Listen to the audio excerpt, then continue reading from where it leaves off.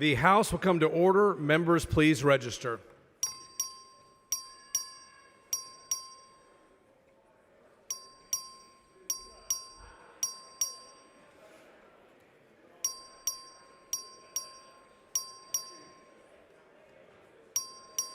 Have all members registered?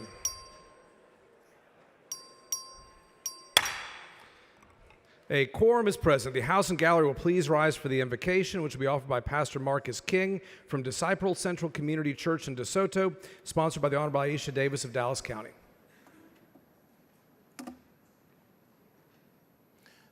Glad to be here today. Let us pray. Almighty God, we stand before you today, humbled by the responsibility entrusted to these leaders. Let their decisions be a blessing, not a burden to the people of Texas.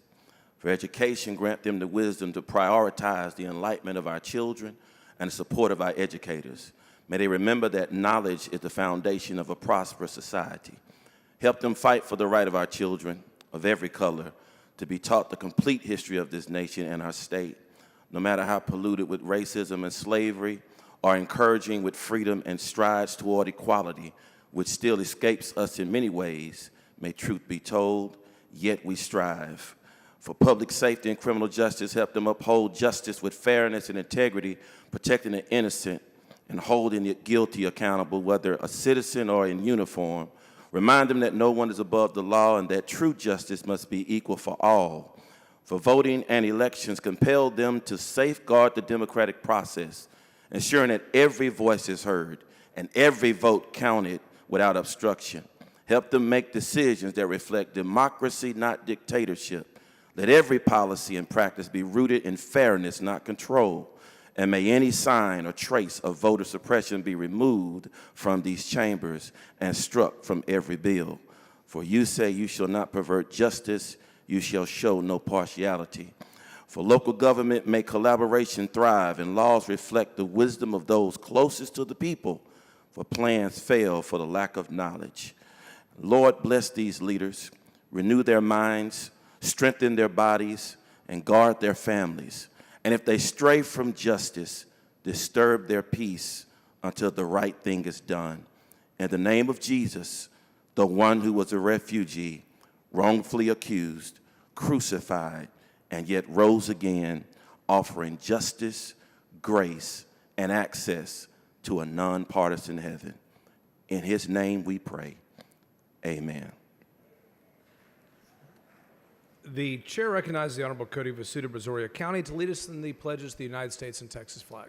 Thank you, Mr. Speaker. Members, guests in the gallery, please join me in reciting the pledge to the greatest nation on earth. I pledge allegiance to the flag of the United States of America and to the republic for which it stands, one nation under God, indivisible, with liberty and justice for all. And now for the greatest state on planet Earth. Honor the Texas flag. I pledge allegiance to thee, Texas, one state under God, one and indivisible. God bless Texas.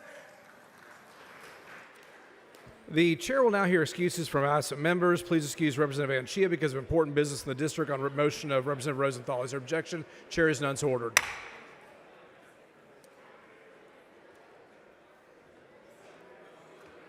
Doctor today.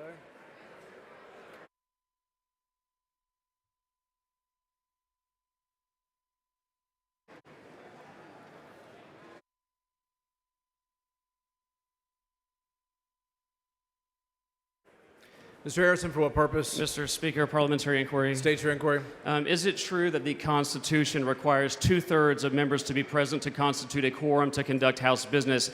But the last Friday, you declared a quorum was present when, in fact, only 63 members were here. Mr. Harrison, that is not a proper parliamentary inquiry. Mr. Speaker. To the extent that it requires 2/3 present, that is accurate. Thank you, Mr. Speaker. And 2/3 were not present. Mr. Speaker. Mr. Harrison, for what purpose? Parliamentary inquiry, Mr. Speaker. State your inquiry. Is it true that we have a general state calendar today for the first time, and that HB 195, which was the very first bill on our very first ever general state calendar, that the lead author is a member of the minority party? Mr. Harrison, that is not a proper parliamentary inquiry. Mr. Speaker, Mr. Harrison. are you aware that the House budget was voted out of appropriations Mr. Harrison, yesterday? for what purpose? Parliamentary inquiry, Mr. Speaker. State your inquiry. Good morning. My inquiry, Mr. Speaker, so I want to know if you are aware that the House Appropriations Committee voted out a House budget yesterday, and that budget was crafted in clear violation of the House rules on at least 8 occasions, which require that appropriations meetings be held and transmitted and broadcast via audio and video to the public. A proper parliamentary inquiry. Mr. Speaker, there must be consequences for Mr. your Harrison, unconstitutionally Mr. corrupt Harrison, lawlessness. Mr. Harrison, for what purpose? All right, parliamentary inquiry. State your inquiry. Mr. Speaker, to follow up on the last inquiry, my response to that would be that there must be Mr. consequences Harrison, for your that is not an inquiry. State your inquiry. parliamentary inquiry. State your inquiry. Do you or do not agree? Because I do. There must be consequences for unconstitutionally corrupt lawlessness. And Mr. Speaker, I change and I now move to vacate the chair.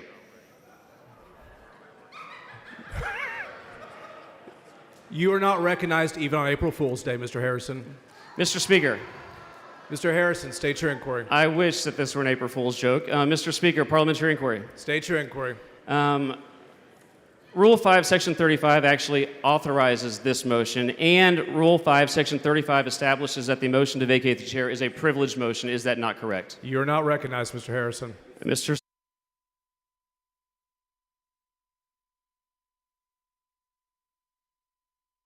Mr. Harrison, a question of privilege must be raised by resolution. If you have a resolution, go ahead and file it.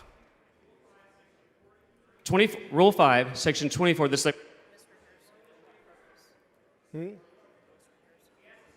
Mr. Harrison, for what purpose? A proper parliamentary inquiry. State your inquiry. Does Rule 5, Section 24 say, quote, the Speaker shall recognize a member who seeks recognition on a question of privilege? Mr. Harrison, That is a proper parliamentary inquiry. Do the rules say that? It is. Mr. Harrison, a question of privilege must be raised by resolution. If you have a resolution, go file it. Okay, here's a perfect parliamentary inquiry, Mr. Speaker. What must I do to force you to recognize me to make the privileged motion to vacate you? That answered, Mr. Harrison.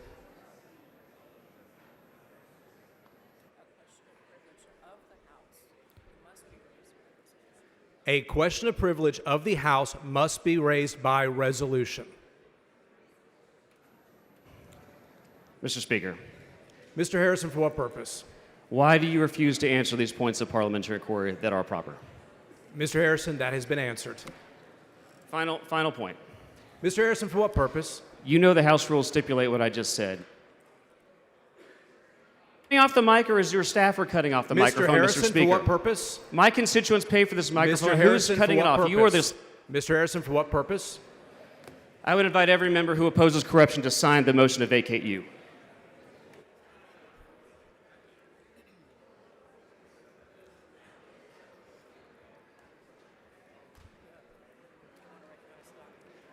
Members, please join me in welcoming our Doctor of the Day, Dr. Jennifer Nordhauer from Pflugerville, as the Doctor of the Day.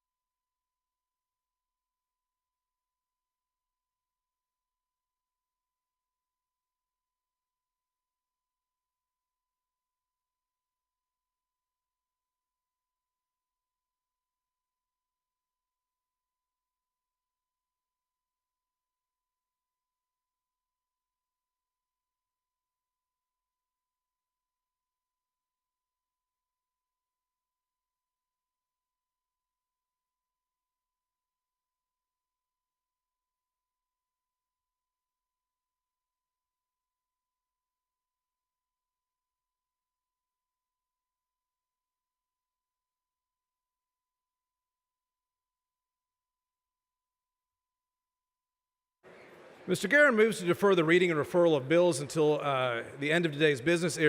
Is there objection? Chair has none, and it's so ordered.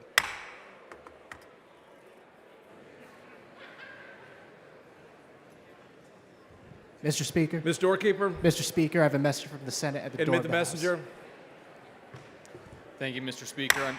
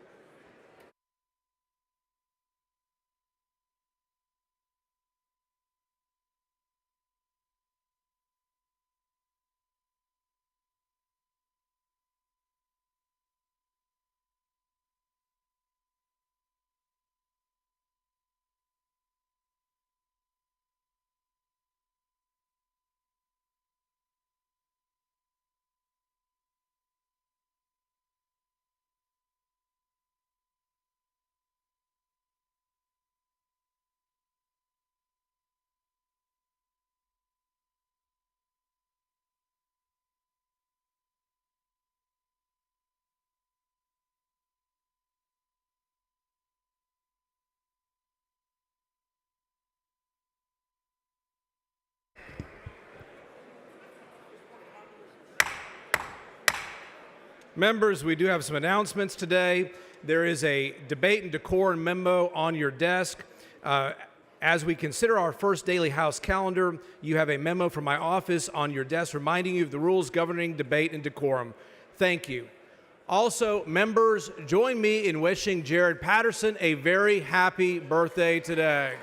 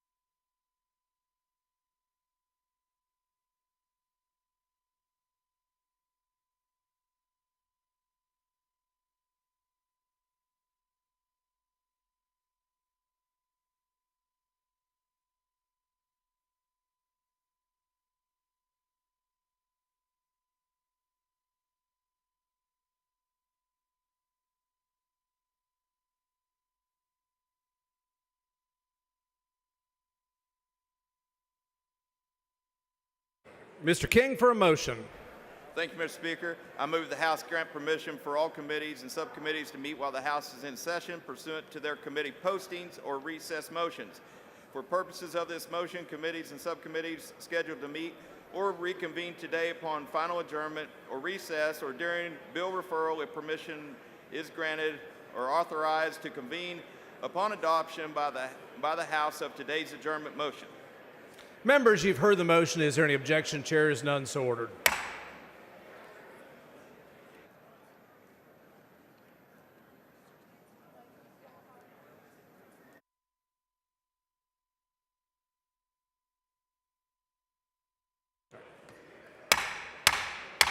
Members, please take your seats. We're about to have a memorial resolution.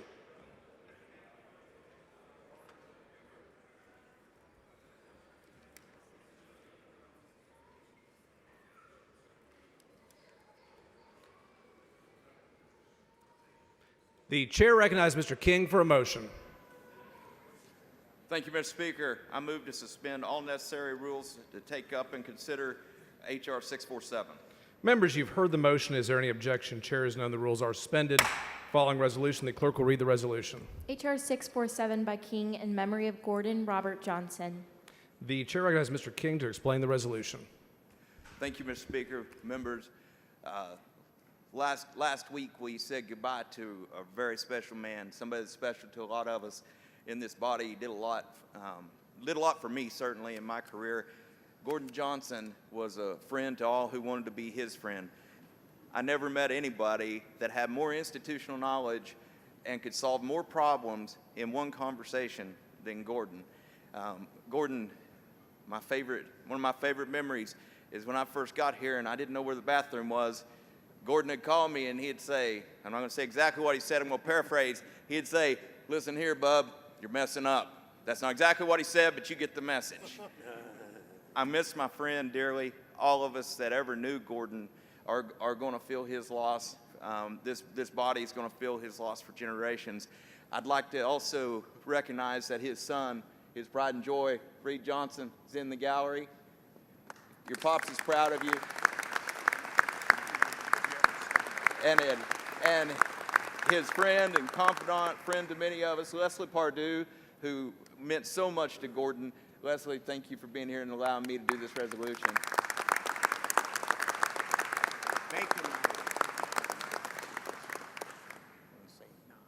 Thank you, Mr. Speaker. I move adoption. The question occurs on the adoption of the resolution. Members, join me in a moment of silence and please rise to observe one. Thank you.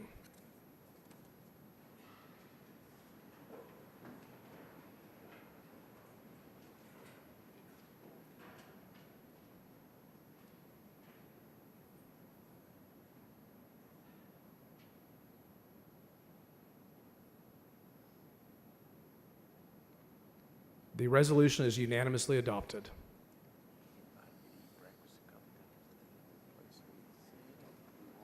Representative Ashby moves to add all members' names to the resolution. Is there objection? Chair hears none, so ordered.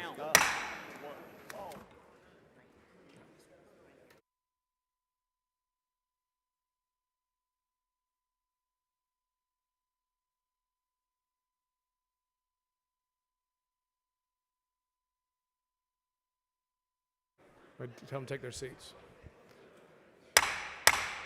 Members, we have another memorial recognition. Please take your seats.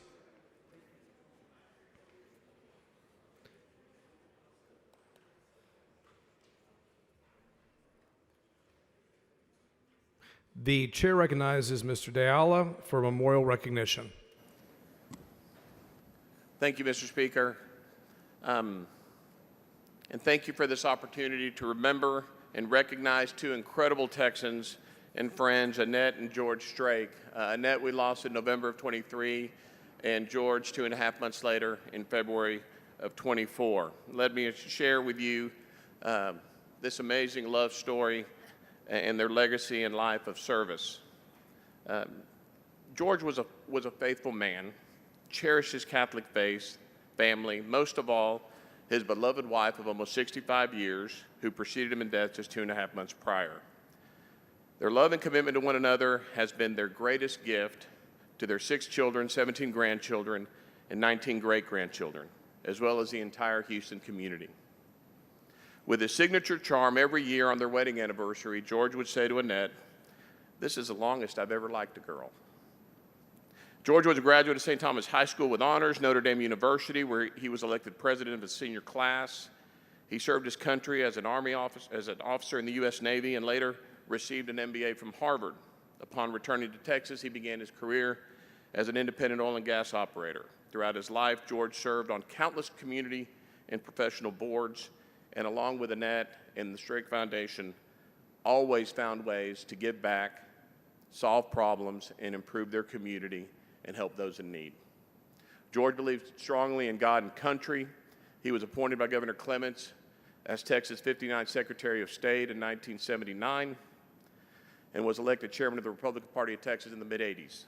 Annette was George's perfect partner, who shared George's servant heart and was the glue of the ever-growing Strake family. She was a proud alumni of St. Agnes Academy, St. Thomas University.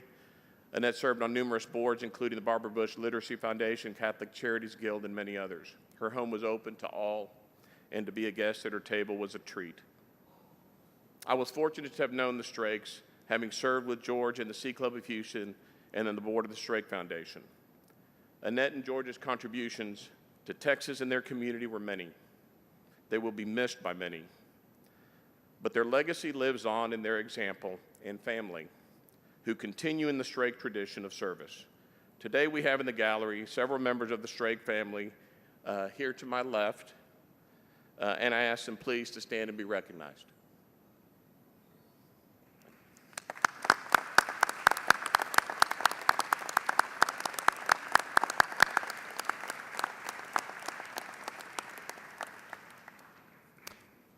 Members, please rise and join us in observing a moment of silence.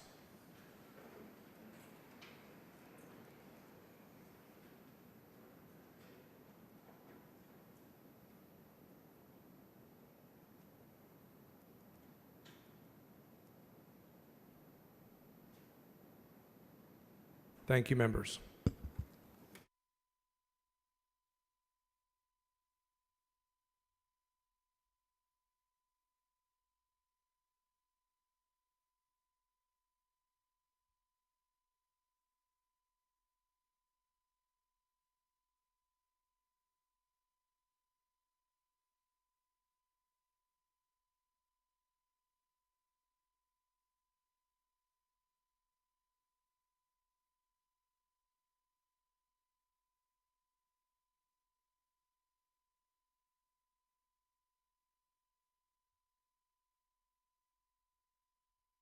The chair recognizes Mr. Shaheen for a recognition.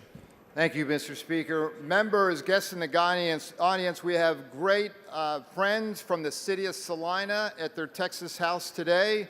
I wanted to call out a special hello to Mayor Ryan Tubbs, Mayor Pro Tem Andy Hopkins, and then to council persons Wendy Wingington, Crawford, and Ferguson. And then we also have our ISD friends, Superintendent, we call him Dr. Tom, President of the Trustees, Jeff Gravely, and Vice President of the Trustees, Kelly Jurgens, along with other trustees, Hanson, Bossimo, and Driver. And a special thanks and hello to Corbett Howard, EDC Chair, former Mayor, and he's Mr. Salina. God bless each and every one of y'all, and welcome to the Texas House of Representatives. Thank you for being here today. I think I butchered one.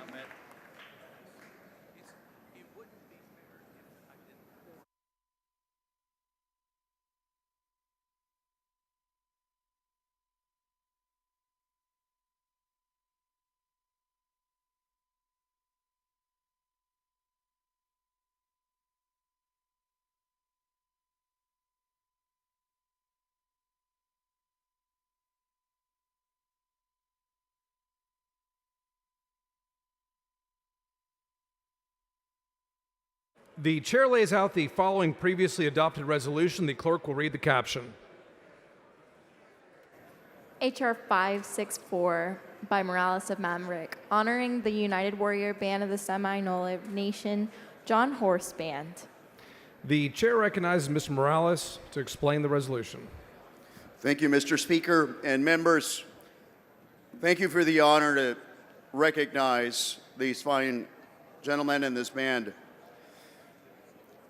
Today, I have the esteemed privilege to recognize the United Warrior Band of the Seminole Nation, John Horse Band descendants who hail from Del Rio and from Brackettville, which is part of House District 74. I would like to thank Chief Tommy Lee Perryman for his tireless advocacy for the United Warrior Band, and I welcome him alongside Rafaela Brown, Frank Garcia, and Del Rio Mayor Al Arreola, who are up on the dais. It's not much, but I really would like for everyone in the audience, I'm going to give a little bit of history, but I think it's necessary, especially considering the times that we find ourselves in and how this legislative body works when it comes to the history of Texas and the fact that not one race, culture, ethnicity can claim victory to the work that has been done in the entire state of Texas. For this particular group, their history began in the early 18th century, where Spanish Florida welcomed both enslaved African Americans and Seminoles moving from Alabama and Georgia. It is there in Florida where these two groups mingled and eventually became known as the Black Seminoles. Following the Second Seminole War, the Black Seminoles resettled in Indian Territory, led by John Horse, a famed Black Seminole hero.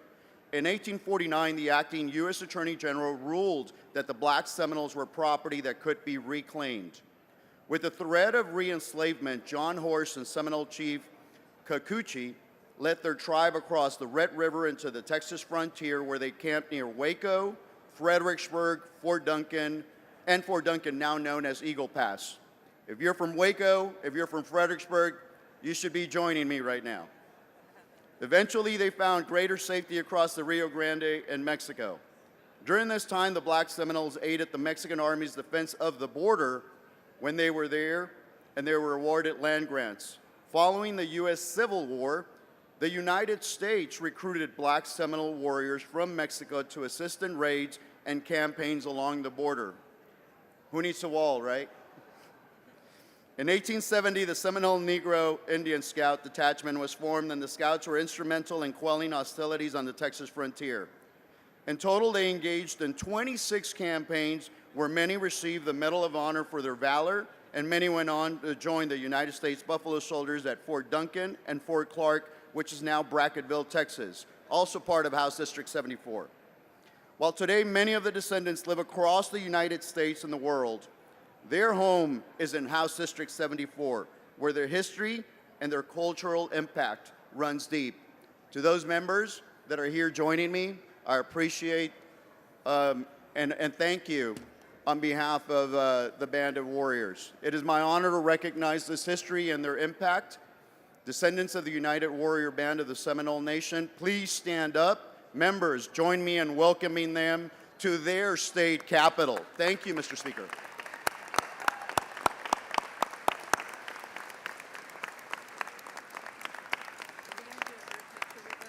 Yes. Yeah, you want to? I'm going to be asking the members to join me up in the shark area, the stairwell, so that we can take a photo. I know some of the colleagues here would like to as well, and I invite anyone who wants to join me so that we can recognize their impact to Texas and to our history. Thank you. And did you name the people on the dais? Yes. Thank you, members. Thank you all. Appreciate it. Eddie's going to come up here.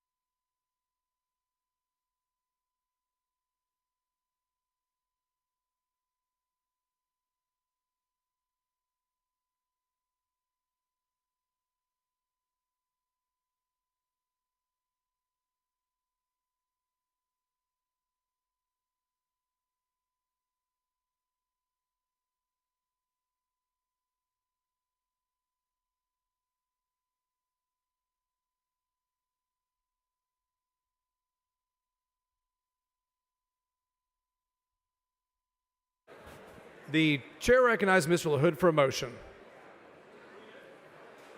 Thank you, Mr. Speaker and members. I move to suspend all necessary rules to take up and consider House Resolution 692. Members, you've heard the motion. Is there any objection? Chair has none. The rules are suspended. Following resolution, the clerk will read the resolution.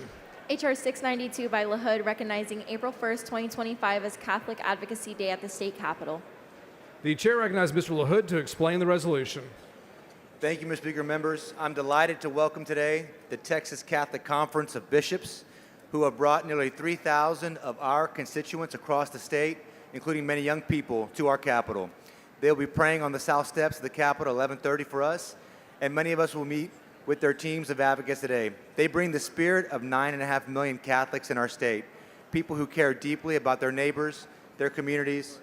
Today, we welcome their leadership, 19 Catholic bishops, including Archbishop Gustavo Garcia Siller of the Archdiocese of San Antonio, Bishop David Toops from the Diocese of Beaumont, Bishop James Tamayo from the Diocese of Laredo, Bishop Brendan J. Cahill from the Diocese of Victoria, and that is it. Members, please join me in welcoming well, there was the Catholic Conference of Bishops. And with that, Mr. Speaker, I move passage. The question occurs in the adoption of the resolution. Is there any objection? The chair hears none. The resolution is adopted. Representative McQueenie moves to add all members' names to the resolution. Is there any objection? Chair hears none. So ordered.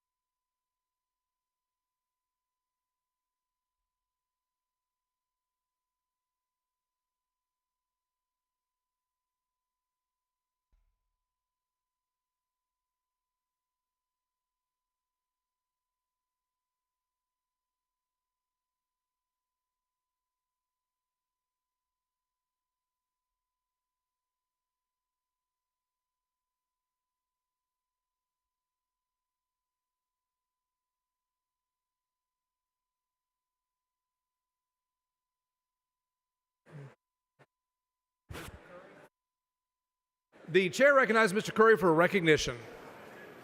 Thank you, Mr. Speaker. Today, I'm pleased to welcome an incredible group of future educators from Baylor University. Where are my Baylor educators? There you go, stand up. Yay, everybody clap for them. Along with their professors, these future educators are already working hard to help shape the minds of our students, and I'm proud to welcome them to the Texas Capitol today. So, sick 'em, Bears. Thank you, Mr. Speaker.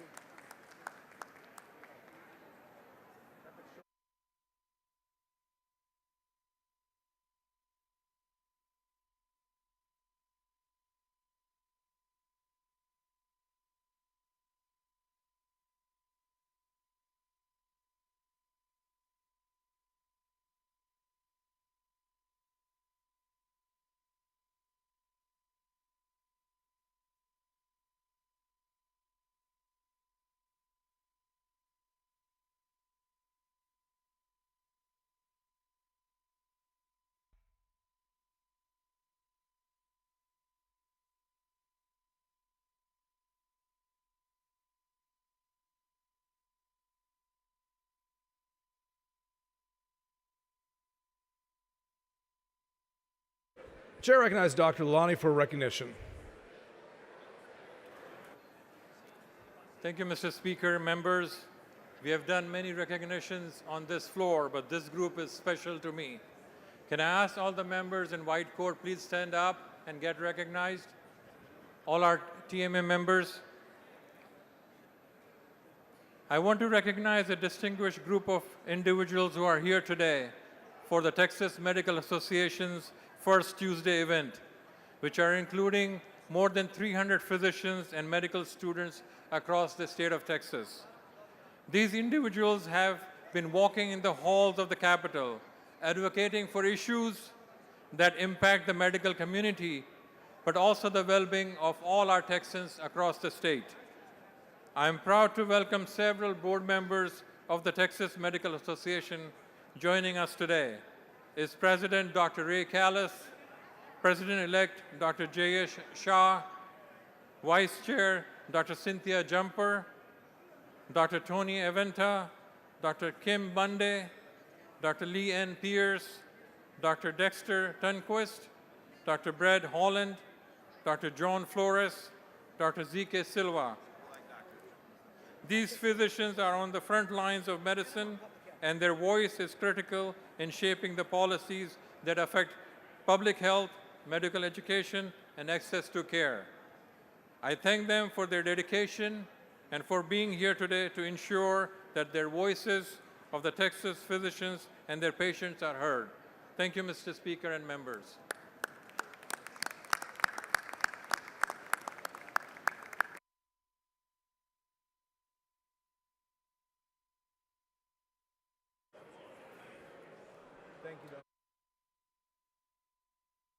The chair recognizes Ms. Leah Wilson for a recognition. Mr. Speaker and members, today is the University of Texas Medical Branch Student Day. I'm pleased to introduce around 80 of the 300 students that currently attend UTMB. Let's welcome them to our Capitol. They woke up bright and early to get a bus from Galveston to see their legislative process up close. UTMB was founded in 1891 as the state's first medical and nursing school. Today, more than a century later, UTMB students are the next generation of healthcare workforce and scientists. UTMB interdisciplinary approach allows students from various schools to interact and learn from one another while focusing on improving statewide health outcomes. In fact, in early March, my staff attended the Community Health and Wellness Fair with scholars from UTMB School of Nursing demonstrating their commitment to the Galveston County and keeping it healthy. And recently, in late March, UTMB School of Medicine recently received wonderful news during the National Match Day, when nearly 100% of our medical students were matched, and more than 60% matched right here in Texas.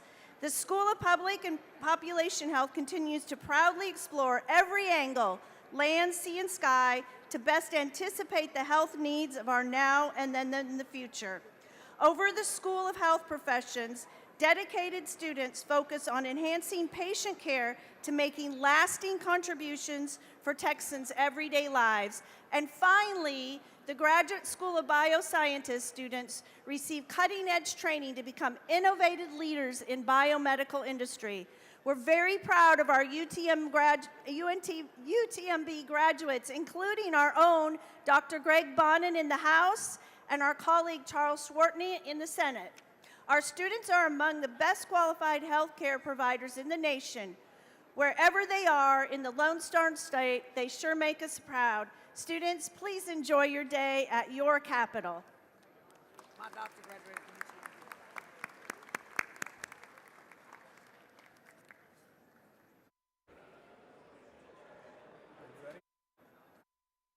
The chair recognizes Ms. Garcia Hernandez for a recognition.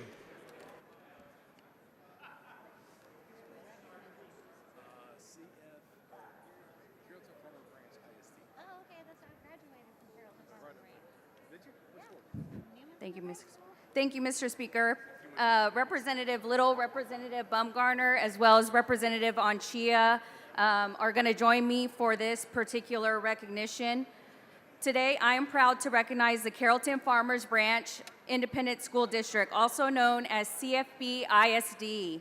Members, I wanted to take a moment to recognize one of the school districts in House District 115, as well as our other districts too, visiting our capital today.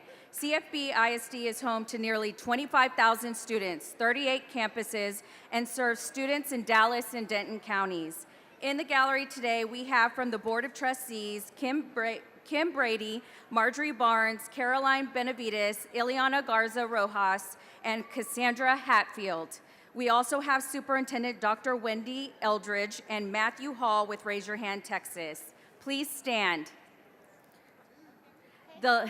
Hey guys.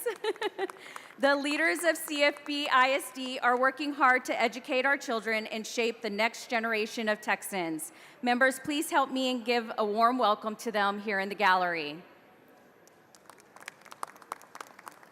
Thank you, Speaker.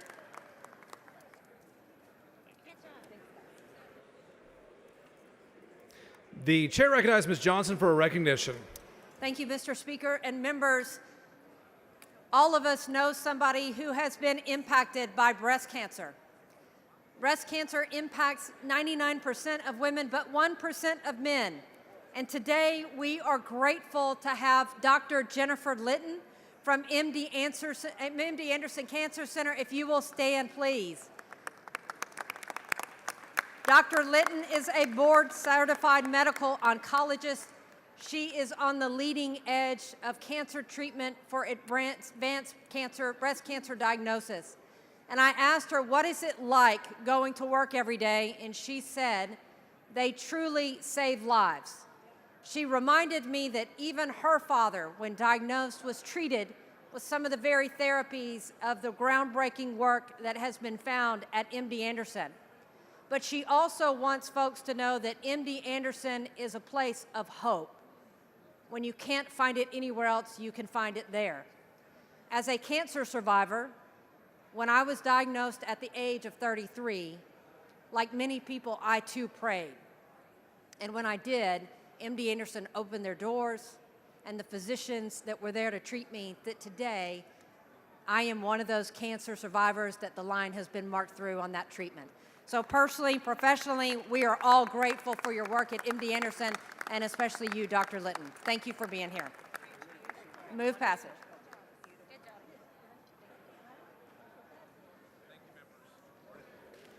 Thank you, members. The chair recognizes Ms. Garcia of Dallas for a recognition. Mr. Speaker and members, today is the first day of Financial Literacy Month. It's not just a classroom issue, it's a lifelong necessity. Only 26 states require a personal financial course for high school graduation. We know that when students receive this education, They're more likely to save, manage credit responsibly, and make thoughtful financial decisions. But this issue doesn't end at graduation. Studies show that 37% of American adults don't have enough savings to cover a $400 emergency, and less than half maintain a budget. Across Texas and the county and the country, public, private, and community-based organizations are working to close this gap, raising awareness and providing tools for every generation to build strong financial foundations. I would like to recognize the work that Chairman King and the Speaker are doing to pass HB 27, which would ensure that all students in Texas have access to complete and standalone personal financial literacy course. Financial Literacy Month is a reminder that every Texan deserves access to the knowledge and resources that empower smart money decisions. Thank you, Mr. Speaker. Great job. Great job.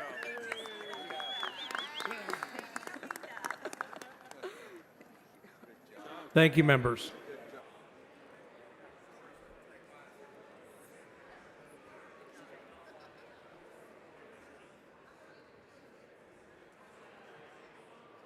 The chair recognizes Ms. Weiner for a recognition. Members, Mr. Speaker, thank you for giving me just a moment to acknowledge my parents. Jeff and Carol Zwiener met on a blind date at Matt's El Rancho here in Austin in 1982. And then subsequently, they got married on March 30th, 1985. So this Sunday, they celebrated 40 years of wedded bliss. 40 years occasioned by 4 children, myself, Kristen, Daniel, and William, and they are now up to 5 grandchildren, Lark, Kira, Trace, Wiley, and Penelope. So members, please join me in wishing them a happy 40th anniversary and wishing them 40 more years.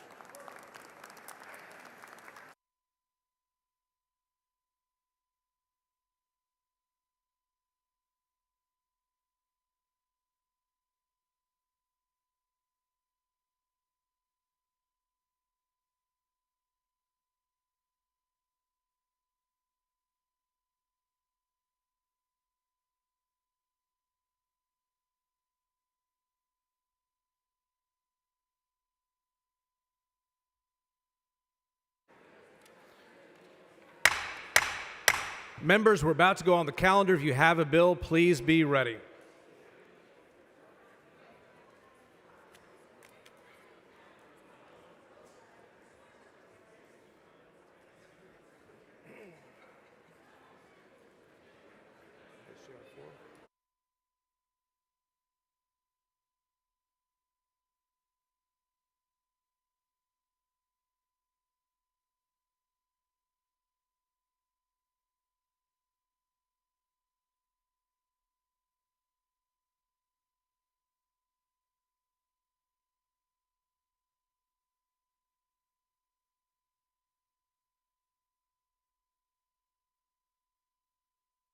The chair lays out on second reading HJR 4. The clerk will read the resolution.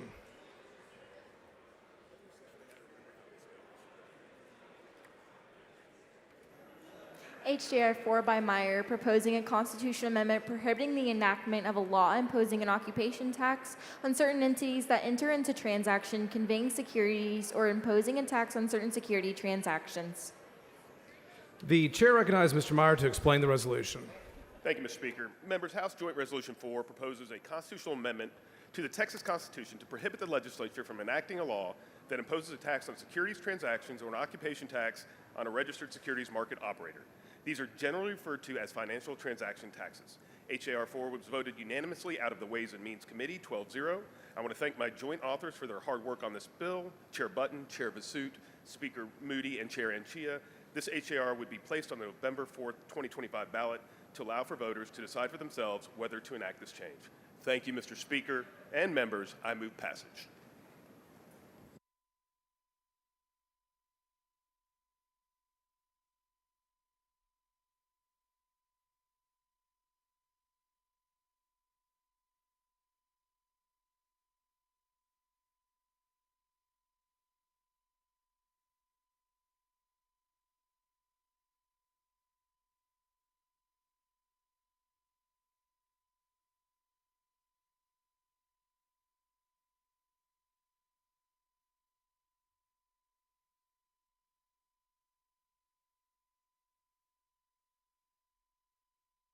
The following amendment, the clerk will read the amendment.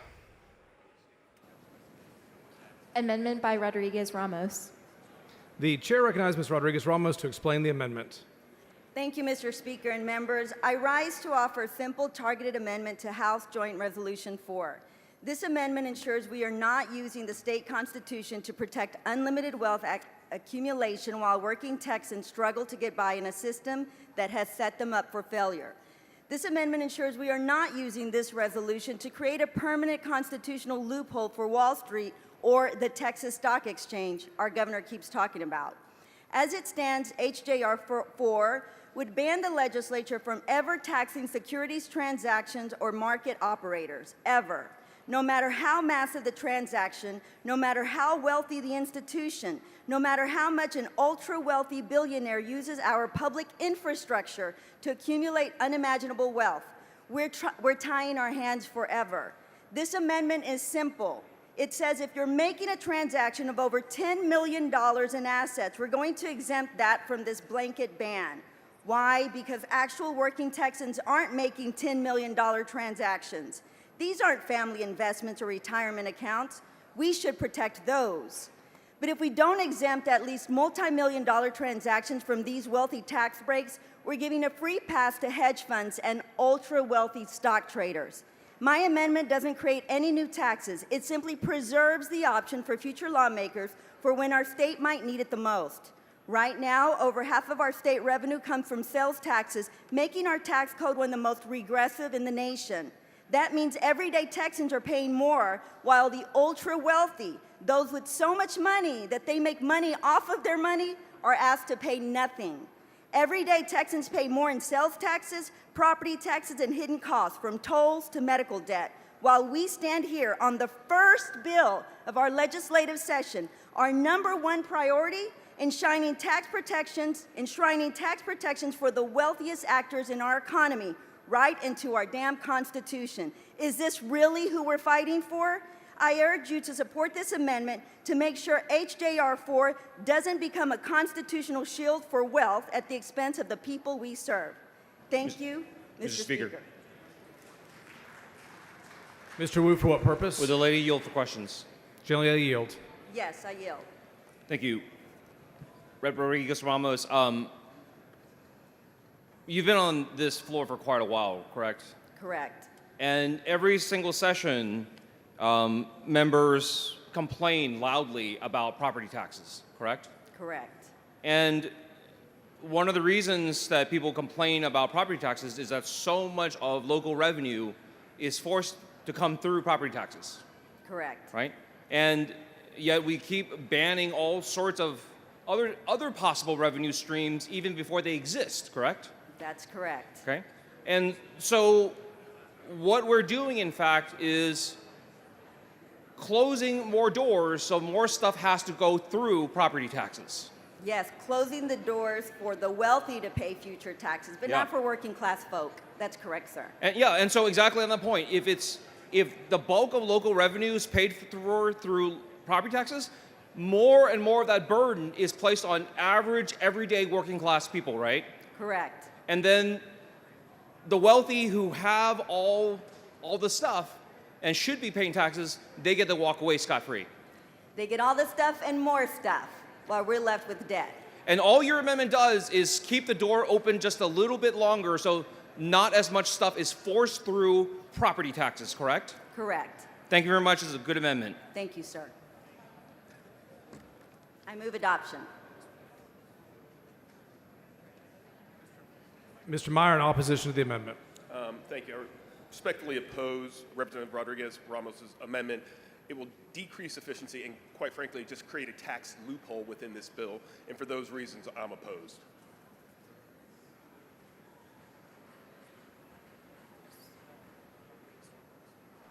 Ms. Rodriguez Ramos to close. I close. Ms. Rodriguez Ramos sends up an amendment. The amendment is not acceptable to the author. A record vote has been requested. All those in favor vote aye. All those opposed vote nay. The clerk will ring the bell. Show Mr. Meyer voting no.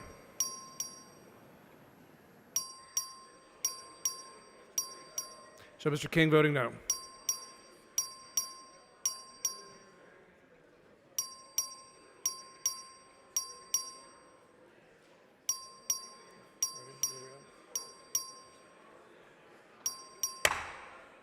There being 57 ayes and 89 nays and one present not voting, the amendment is not adopted. The amendment fails.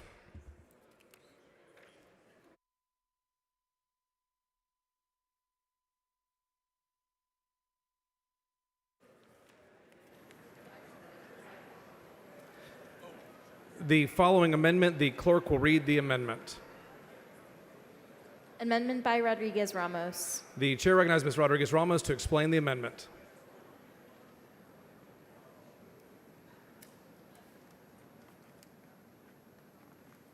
Thank you, Mr. Speaker, members. Thank you for your support. I believe in a fair economy where wealth is earned through work and real value, not speculative automation and gambling with millions of dollars. Members, my amendment to HJR 4 carves out a simple and much-needed exemption: high-frequency trading practices, speculative automated stock trading that happens at microsecond speed, often thousands of times per second. This isn't about your retirement account or your family's college savings plan. This is about Wall Street algorithms, computers that exploit data speed advantages to skim profits off the top of our financial markets, contributing nothing to real investment or the Texas economy. High-frequency trading isn't job creating, and it's not wealth building for working families. It's a casino game played by massive firms, and it drives market and economic volatility. This amendment says if the people of Texas ever decide that these automated trades should pay their fair share, we don't block that possibility with the constitutional ban. HJR, as it stands, would enshrine a permanent tax exemption for the most speculative, least productive sector of our economy. My amendment corrects that. It says, if you're making billions from skimming stock trades that happen in microseconds, you shouldn't be constitutionally immune from public responsibility. Let's not give Wall Street's gamblers a free ride in our Constitution. I urge you to support this amendment to create a tax system that stands for fairness, accountability, and the public good. Thank you. I move adoption. Meyer to speak against the amendment. Yes, thank you, Mr. Speaker. Members, I respectfully oppose Representative Rodriguez Ramos's amendment. Quite frankly, this is not germane to the HJR, and for that reason, I am opposed. Rodriguez Ramos to close. I close. The question occurs on the adoption of the amendment. A record vote has been requested. All those in favor vote aye. All those opposed vote nay. The clerk will ring the bell. Show Representative Iyer voting no.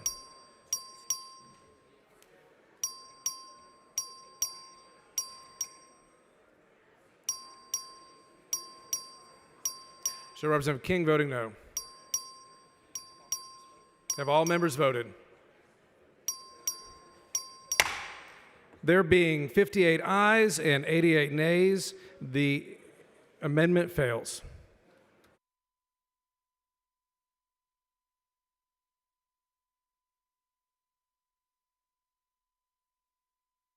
The following amendment, the clerk will read the amendment. Amendment by Rodriguez Ramos. The chair recognizes Representative Rodriguez Ramos to explain the amendment. Thank you, Mr. Speaker. Members, we can't predict the future. Who are we to deny the voices of future generations of Texans facing who knows what sort of economic conditions we'll be in after 4 years of Trump tariffs? My amendment is simple. Let's revisit this in 2034 and give future Texans a voice. This amendment would sunset the ban on occupation and transaction taxes related to securities markets as we approach the next decade, unless reauthorized by the legislature and the voters. This is a guardrail so that the decisions affecting billions of dollars in financial activity aren't set in stone forever. Our future lawmakers deserve the tools to govern, and that includes the ability to respond to crisis, close budget gaps, and ask the wealthiest individuals in our economy to contribute their fair share, like hedge funds and investment firms. While this legislature is obsessed with protecting Governor Abbott's Texas Stock Exchange, working Texans are worried about Main Street, not Wall Street. Schools are closing across Texas, and our first priority is seriously to give tax carve-outs to the ultra-wealthy. That's a raw deal. Permanent giveaways don't belong in our Constitution, and Texas can tell when they're being sold out. If voters still support this policy in 2034, they can reaffirm it, but no one can tell you what our economic conditions will look like by then. I urge you to support this amendment. Let's create a future where we preserve flexibility and fairness in our tax code. These are values that all Texans should hold dear.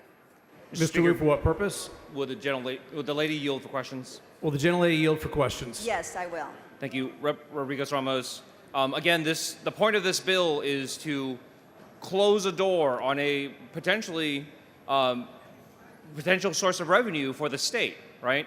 Correct. And we've made decisions like this in the past where we close the door for future generations, and it's come back to haunt us to this day.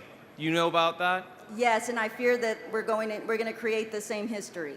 And in the future, this state may be in desperate need of more revenue. If the economy tanks, we get into a massive trade war, everything. Texas would be hit by the NAFTA issues before anybody else. That's and we may very much need to have an additional source of revenue just to keep the lights on, right? That's highly probable. And what your amendment would do is say, look, you guys want to test this out, you want to try this out, let's try it out for a little bit, but let's not tie the hands of legislators far, far into the future. That's correct, sir. This is a good amendment. Thank you. Thank you. I move adoption.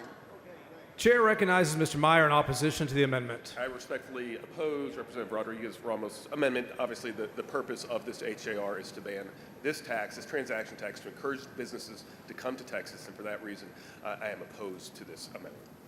The chair recognizes Ms. Rodriguez Ramos to close. I close. The question occurs in the adoption of the amendment. A record vote has been requested. All those in favor vote aye. All those opposed vote nay. The clerk will ring the bell. Show Representative Meyer voting no.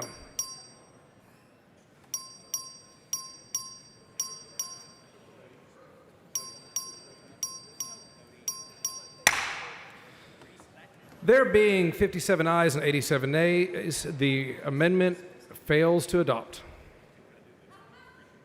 Does any member wish to speak for or against the resolution? Representative Rodriguez Ramos. Thank you, Mr. Speaker, members, and thank you all for your support. As we debate on this bill, Texans across the state are at work, whether that's driving a truck, caring for a patient, preparing food, teaching a classroom, or raising a child. Texans are doing their part, and they expect us in this chamber to do ours. But instead of taking up bills that would lower property taxes for renters, increase access to health care, or make life just a little easier for Texas families, our priority today is HJR 4, a constitutional amendment to prohibit taxes on securities transactions and the financial institutions that facilitate them. Let's be clear about what this bill does. It bans the legislature permanently from ever asking the wealthiest actors on Wall Street to contribute a single cent through occupation taxes or transaction taxes. Not today, not in a recession, not in a budget shortfall, not even when schools are closing, hospitals are shuttering, and working families are drowning in the cost of living. It doesn't matter how large the trade, it doesn't matter how speculative the transaction. It doesn't matter if the trade was executed by a robot making thousands of deals per second, not a human being. While working Texans pay sales tax on essential items like diapers and school supplies, HJR 4 says these billionaires will never pay their fair share. Let that sink in. We're constitutionally locking in tax breaks for billionaires, making $10 million trades through high-frequency algorithms, while our constituents are paying more at the gas pump, more at the grocery store, more in property taxes, and getting less in return. So I have to ask, who are we really fighting for? The people on Main Street or the investors on Wall Street? Because this bill doesn't make Texans more free, it makes the ultra-wealthy more untouchable. We know that Texas already has the 7th most regressive tax system in the country. The bottom 20% of earners pay a greater share of their income in taxes than the top 1%. HJR makes that even worse. It tells the oligarchs, the billionaires, and hedge funds, you're safe, we'll never touch your wealth, not even in an emergency, while the working poor continue to be poor. And it tells working Texans, you are not our priority, and sorry, we just have to raise your property taxes again. I urge you to oppose this constitutional tax shelter for the ultra-wealthy and instead stand up for a fair tax system, one that gives future lawmakers the tools to govern, not just protect the privileged. Let's build a Texas where everyone contributes and everyone thrives, not just people who make money off of their money. Thank you. I yield. Mr. Wu, for what purpose? Would the lady yield for questions? Will the gentlelady yield for questions? Yes, sir. Rep. Rodriguez Ramos, every session that you've been here, you've watched us give away more of the state to those who already have so much and have so much power to influence. Is that correct? That's correct. And this is the very first bill of this session is another giveaway. Absolutely, an absolute giveaway as to our priorities. And instead of protecting the middle class that's suffering right now, that's working so hard to just survive, when prices at the grocery store are through the roof and continuing to go up, car prices are going up, we're going to give a giveaway. Right? That's right. We're telling Texans, we don't care how much your eggs cost, your milk costs, or if you can take your kid to the school that just closed down the street, now you have to drive further. None of that is our priority. Our priority is making the rich richer. Right. And instead of protecting our schools, we're protecting billionaires. That is a priority of this GOP-dominated legislature. Thank you. The chair recognizes Mr. Meyer to close on the resolution. Thank you, Mr. Speaker. Members, this is banning a tax that does not currently exist, so there is no giveaway involved in this at all. And the purpose of this House Joint Resolution is obviously to keep Texas as the most business-friendly state in the United States. And for us to continue down that path and to continue to encourage businesses to come to Texas, these are the necessary steps that we have to take to make sure Texas remains as business-friendly as we are. And with that, Mr. Speaker, members, I move passage. The question occurs in the adoption of HJR 4. This is a record vote required by the Constitution. The clerk will ring the bell. Show Representative Meyer voting aye.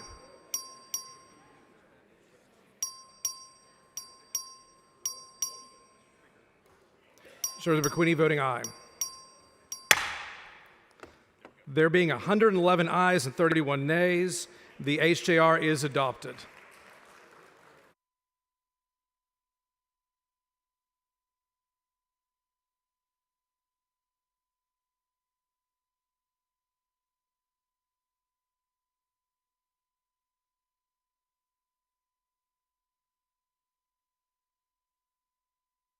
The chair lays out on second reading HJR 6. The clerk will read the resolution. HJR 6 by Capriglione, proposing a constitutional amendment prohibiting the imposition of a tax on the realized or unrealized capital gains of an individual, family, estate, or trust. The chair recognizes Mr. Capriglione for a motion. Mr. Speaker, members, the Senate bill is over and eligible, but it's just too early for that. So I say we postpone HJR 6 to tax day, April 15th. Mr. Speaker, I move to postpone further consideration of HJR 6 until April 15th, 12 p.m. Members, you've heard the motion. Is there any objection? The chair hears none, so ordered.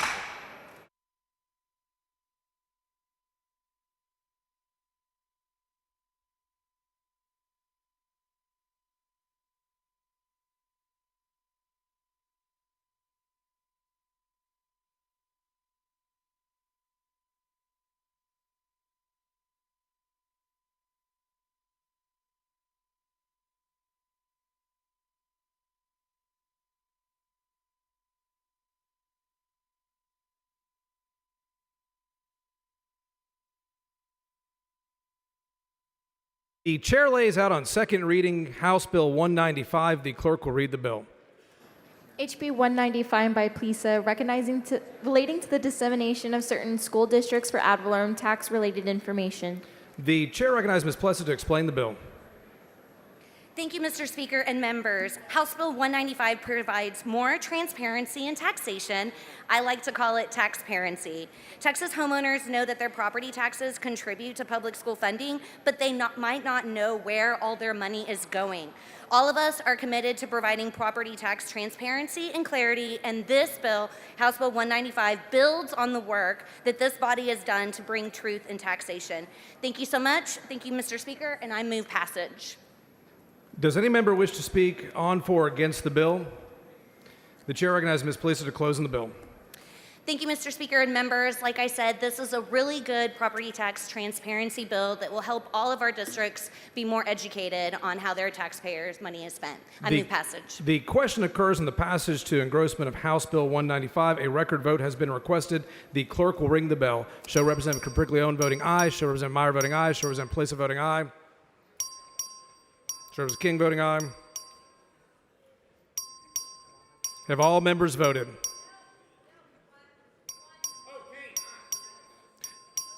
Show Representative Haynes voting aye. Have all members voted? Representative Hell voting aye. Have all members voted? Good.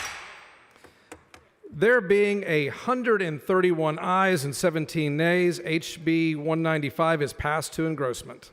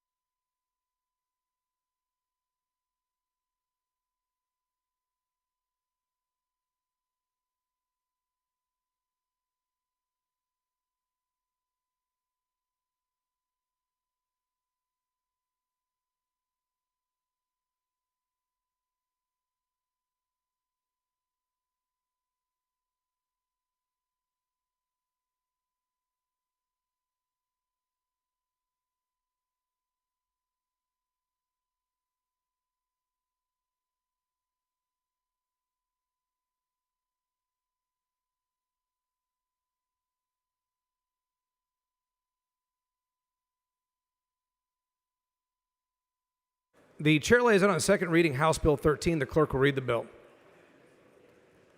HB 13 by King, relating to creating the Texas Interfertility Council and grant program administered by the council. The chair recognizes Representative King to explain the bill. Thank you, Mr. Speaker. Members, House Bill 13 is an important bill for the entire state of Texas. As you know, my district saw a wildfire last year that was 1,700,000 acres. Following the fire, I served as chair of the investigative committee of the Panhandle wildfires. Through hours of testimony, it became abundantly clear that the underlying problem was lack of communication. Over the last year, I've worked with various stakeholders to work on a plan to create an interoperable communication system that will allow first responders to work together more effectively in responding to emergency events. House Bill 13 is the first step in the process. The bill creates the Texas Interoperability Council and will be charged with developing and coordinating an implementation of a statewide plan for the interoperability of emergency communication. The council will administer a grant program to help local governments purchase equipment and infrastructure that can be used on a statewide system. With a system developed under this bill, we create a cohesiveness among departments from all disciplines of first responders and emergency responders. To obtain grants, the first responders will be required to receive proper training on the equipment, not only to better understand the tools, but also improve coordination among the different disciplines. My goal is to ensure that every first responder that puts their life on the line to battle these fires and other disasters have the tools to communicate effectively with those around them. Mr. Tidwell, for what purpose? Will the gentleman yield for a couple questions? Does the gentleman yield for questions? For questions, I yield. The gentleman yields. How much is this every 2 years? Is it 5.7 million? Is it five? The rider is asking right now for 500 million. That would be paid 250 million each year of the biennium. Okay. And essentially, they acquire land, they acquire communications equipment and supplies, and they create interoperability between different departments and different agencies. Is that accurate? Yeah. So the council would set out the rules for this, but essentially, yes. First part is we created an interoperability communication system for the entire state. Second is local governments can apply for grants for the communications equipment and training, which gives a cohesiveness to all disciplines of first responders. And so when they give this money out, over $500 million, right now there's some stuff in the bill. You and I, at least my staff and your staff talked about having to have some open meetings acts, just similar to what the commissioners' courts would have to do when they request this money and they get it, they're going to have to talk about what they're going to use with it. Would you be opposed to having open meetings acts in this bill so that when they're spending $500 million that they have to actually talk to or in front of the constituents, the people of Texas, about what they're spending it on? Well, there's two parts to this. The account would be held at the comptroller's office, and I believe the comptroller's office is subject to Open Meetings Act now, so when the money was spent, it would be subject to Open Meetings Act.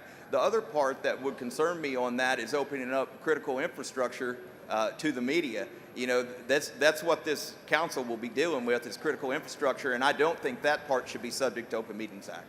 So, but Open Meetings Act allows for emergency, they allow them to go into special sessions, executive sessions, is that correct?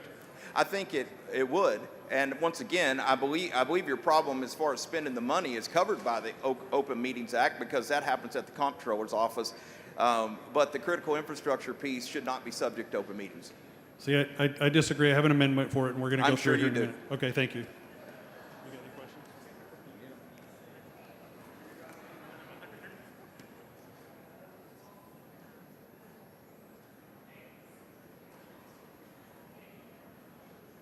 Which amendment are we doing first?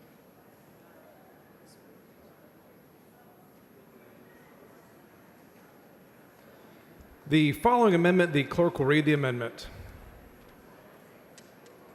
Amendment by Tinderholt. The chair recognizes Mr. Tinderholt to explain the amendment. Thank you, Mr. Speaker. Members, I know that the author is going to object to this, but this amendment simply ensures that meetings conducted by the Texas Interoperability Council be conducted publicly in accordance with chapters 551 and 2001 of Government Code. This bill spends nearly $500 million, $500 million. And when they want to talk about secret things that they may not want the media or people that are bad actors to know, they can go into executive session. But I think it's important when we're spending that amount of money that they have to adhere to Open Meetings Act. Mr. Kane, for what purpose? Yeah, a question for, does the gentleman yield for a question? Does the gentleman yield? Yes, sir, I do. The gentleman yields. Okay. So you're saying this bill right now, they're able to make decisions without the public knowing what's going on? They do. They have access to $500 million, $500 million. He's saying that the comptroller has to cover that stuff, but I want to know when they're purchasing property, when they're purchasing large amounts of equipment, I want to know what they're doing. I want to know why they're doing it. Yeah. And if they talk about secret stuff, they can go into executive session. Is there a reason that that's important, Mr. Tinderholt? I think it's important for transparency and for voters to know what their tax dollars are going toward. Okay, thank you. It's a good amendment. Thank you. Mr. Speaker, I move adoption. The chair recognizes Mr. King in opposition.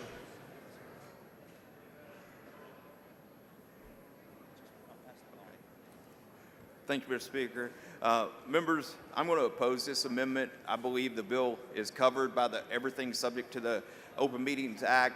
The Comptroller's Office is completely transparent. I do not believe talking about critical infrastructure and allowing the enemies of this state to have inside details to what the council is doing is appropriate. For that, I'd ask you to oppose the amendment. Chair recognizes Mr. Tinderholt to close on the amendment. Thank you again, Mr. Speaker. Members, look, they can go into executive session. If I remember when I looked at the bill, there's members of the House, members of the Senate. I think the Lieutenant Governor might be on this council. The data's encrypted. If you go try to listen to Arlington Police Department today, it's encrypted. You can't listen to it anymore. 4 or 6 years ago, you might have been able to listen to it. These guys are spending money on property. They're buying land. They're buying huge towers. They're buying equipment. Some of it you and I can buy off the shelf. And if they decide that they're going to talk about things that are super secret, I encourage them to go in and have an executive session and talk about those things. This is about transparency for our voters, transparency in spending over $500 million on something. I would think this would be a simple amendment to accept. I hope you'll vote with me. I'll be voting 1. A record vote has been requested. All those in favor vote aye. All those opposed vote nay. The clerk will ring the bell. Show Representative Tindervolt voting aye. Show Representative King voting nay. Show Representative Perez voting nay.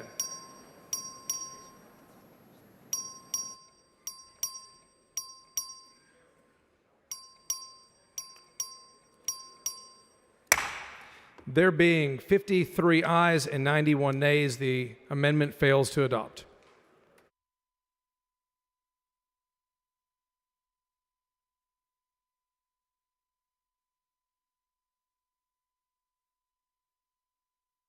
The following amendment, the clerk will read the amendment. Amendment by Tinderholt. Chair recognizes Mr. Tinderholt to explain the amendment. Thank you, Mr. Speaker. Members, this is my last amendment on this bill. I'm a member of the DOJ committee, and in DOJ, we're always looking for efficiencies. We're looking for ways to save money. Really, all this amendment does is says at 10 years, if this is not renewed, that it terminates. If it's that important, at 6 or 8 years, they can renew this for an extended period of time. It's pretty simple. We don't want this amount of money to keep continuing after 10 years. I respectfully move adoption.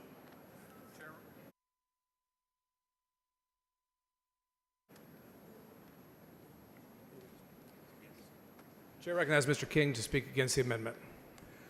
Members, House Bill 13 is a bill for a plan for interoperability system. TDM will tell you, if you talk to Chief Kidd, this is a 7 to 10 year build out to create a statewide plan. Having a sunset in 10 years kind of defeats the purpose of the plan. Therefore, I oppose. I'd ask you to oppose as well. The chair recognizes Mr. Tinderholt to close. Look, to oppose a 10-year review on this, to terminate it if it's not being used, is simple. We're spending $500 million. I mean, this should be a simple vote. This shouldn't be a vote against Tony Tinderholt. This should be a vote that's simple for your constituents. It shouldn't be about anything other than the fact that it's $500 million. This is probably one of the most simple votes we should be able to take today, is that this interoperability council is going to spend money to try to get these departments to be able to talk together. But if you vote no on this, you're basically telling your constituents, I believe you're telling your constituents, that this is just going to be an ongoing amount forever. At 7 years, if they've bought all the equipment and it all is functional, why can't they come back to the table and renew it and say, hey, now we need $200 million a year, or hey, now we need $50 million a year to maintain it or keep it upgraded? This is really pretty simple. Mr. Speaker, I move adoption. A record vote has been requested. All those in favor vote aye. All those opposed vote nay. The clerk will ring the bell. Show Representative King voting nay. Show Representative Tinderholt voting aye.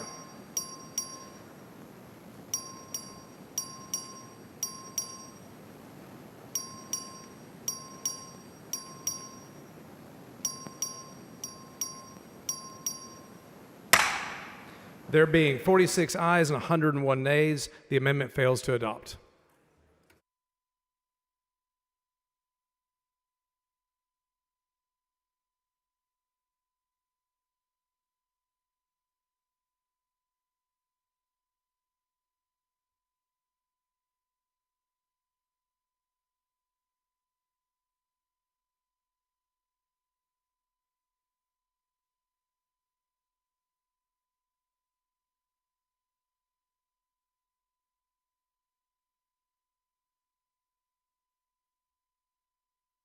The following amendment, the clerk will read the amendment. Amendment by Kane. The chair recognizes Mr. Kane to explain the amendment.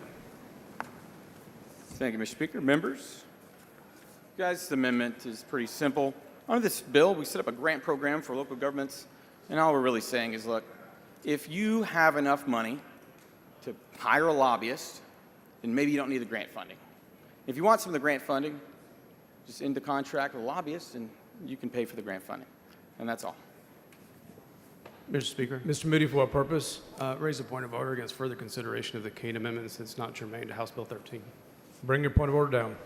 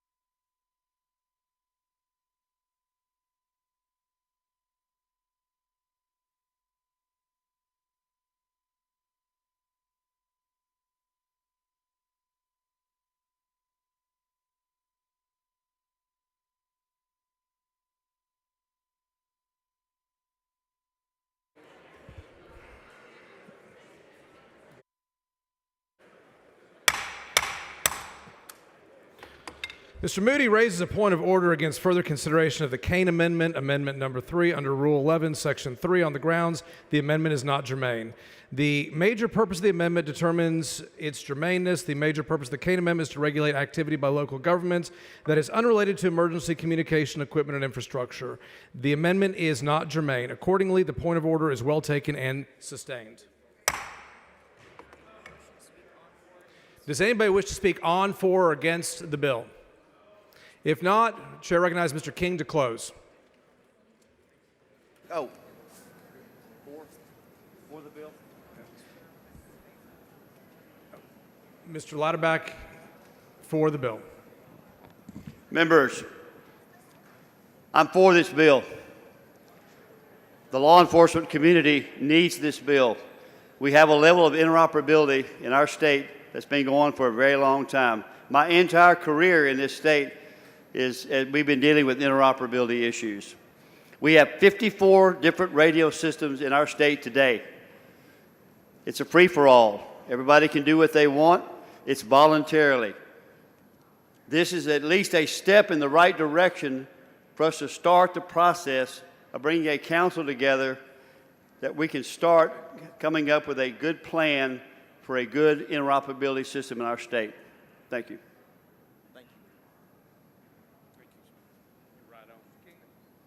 Mr. King to close. Thank you, Mr. Speaker, and thank you, Mr. Louderback.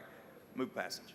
A record vote has been requested. The clerk will ring the bell. Show Representative King voting aye. Show Representative Wilson voting aye. Show Representative Gerdes voting aye. Have all members voted? Have all members voted? There being 129 ayes and 18 nays, the House Bill 13 is passed to engrossment.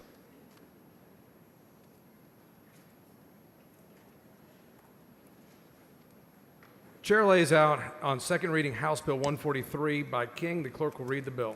HB 143 by King, relating to the authority of the Railroad Commission of Texas and the Public Utility Commission of Texas to address the failure by an operator to maintain an electric power line serving a well site of certain surface facilities in accordance with the National Electric Code. The chair recognizes Mr. King to explain the bill. Thank you, Mr. Speaker. Members, for allowing me to lay out or bring up House Bill 143. This is a good way to start the session. It is Wildfire Awareness Day. Back in 2024, the Smokehouse Creek fire, combined with 3 other fires that burned 1,700,000 acres in my district and throughout the Panhandle. Largest wildfire in Texas history, but it's not the only wildfire. We've had multiple wildfires and even million-acre fires that just went into other states so they didn't make the news. Interestingly enough, there's a small 100-year-old oil field in Hutchinson County where 85% of these fires start. We've had 14 major fires since 2006, and 85% of them started in the same place. The problem is no man's land. The no man's land is the electric poles and lines between the meter from the utility and the wellhead. After the hearings, after the fires and the hearings, I worked with the Railroad Commission and the Public Utility Commission to address this issue. The agencies developed a memorandum of understanding that would allow them to work together to limit the risk of fires by shutting off power at sites that have electrical hazards present upon inspection by the Railroad Commission. House Bill 143 codifies this MOU. With that, I move passage. The chair recognizes Ms. Fairley to speak for the bill. Thank you, Mr. Speaker. Members, I am so proud to support HB 143. The reality is these wildfires, they are a real issue. I remember when the Smokehouse Creek fire came, I saw communities come together. I saw neighbors helping neighbors, and I'm really thankful for our first responders when this devastating wildfire happened in the Panhandle. I'm so proud to support legislation that prevents wildfires from happening in the rural communities, and I'm thankful to the Texas House that we realize how important it is that we pass legislation that affects and protects rural areas from wildfires. Thank you. Chair recognizes Mr. King to close. Thank you, Mr. Speaker. With all the legislation we're going to take up this session around disaster mitigation, just not starting 85% of the fires, I believe is an excellent way to start. Move passage. A record vote has been requested. The clerk will ring the bell. Show Representative King voting aye. Show Representative Wilson voting aye. Show Representative Fairley voting aye. Have all members voted? Have all members voted? There being 130 ayes and 16 nays, HB 143 is passed to engrossment.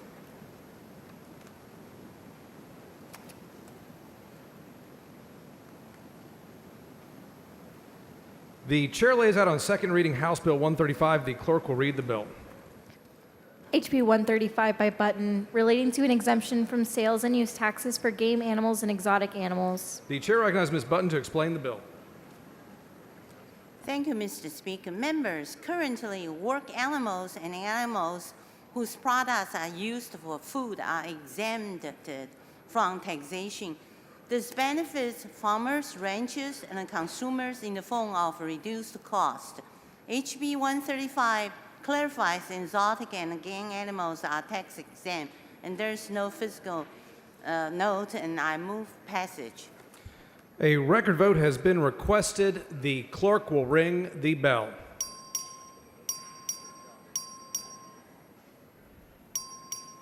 Show Representative King voting aye. Have all members voted?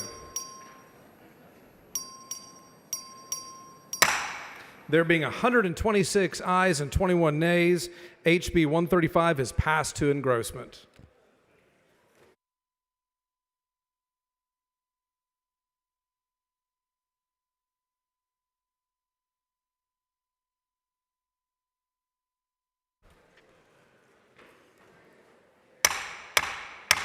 Members, we do have an announcement.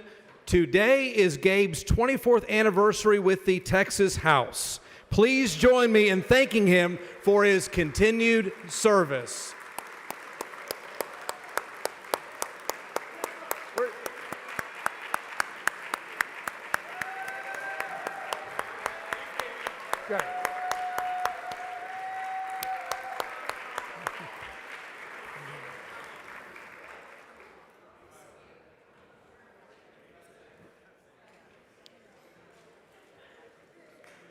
Hey!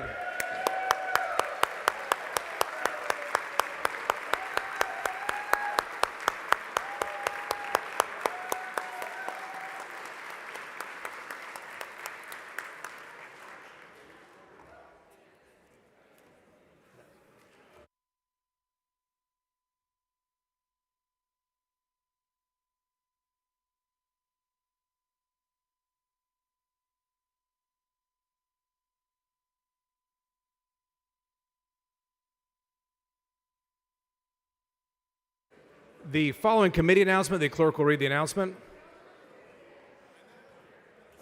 The Committee on Criminal Jurisprudence, which is scheduled to meet today at 10:30 a.m. or upon final adjournment, a recess or bill referral if permission is granted, will convene 30 minutes after the adoption of the adjourned motion in the posted location. The speaker's desk is clear. If you have any announcements, please bring them down front. Mr. King moves that the House adjourn until 10 a.m. Wednesday in memory of Gordon Johnson of Austin. Is there objection? The chair hears none. The House stands adjourned pending the reading and referral of bills.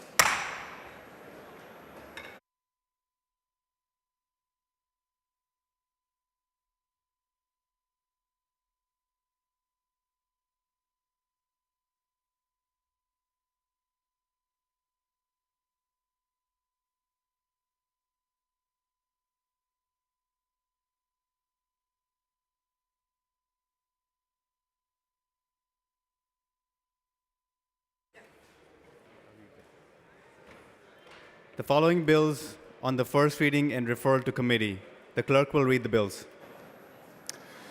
HB 4251 by Reynolds relating to the protection for certain essential workers and healthcare practitioners in private sector who report certain activities or violations of law for the Subcommittee on Workforce. HB 4252 by Goodwin relating to the semi-annual progress report by the Commissioner of Education on the performance of a school district or district campus to which a conservator management team or board of managers has been appointed for the Committee on Public Education. HB 4253 by Gerdes relating to the confirmation of voters' residence by a voter registrar for the Committee on Elections. HB 4254 by Metcalf relating to the appeal of a mistrial order or felony case for the Committee on Criminal Jurisprudence. HB 4255 by McLaughlin relating to the regulation of physicians in the disciplinary authority of the Texas Medical Board for the Committee on Public Health. HB 4256 by Spiller relating to the actions brought by the Attorney General on behalf of certain persons under the Texas Free Enterprise and Antitrust Act of 1983, referred to the Committee on Judiciary and Civil Jurisprudence. HB 4257 by Hefner relating to the United States citizenship requirements for the licensing and employment of peace officers for the Committee on Homeland Security, Public Safety, and Veterans Affairs. HB 4258 by Reynolds relating to the authority of a comptroller of public accounts and certain political subdivision of this state to invest in certain money of cryptocurrencies, referred to the Committee on Delivery of Government Efficiency.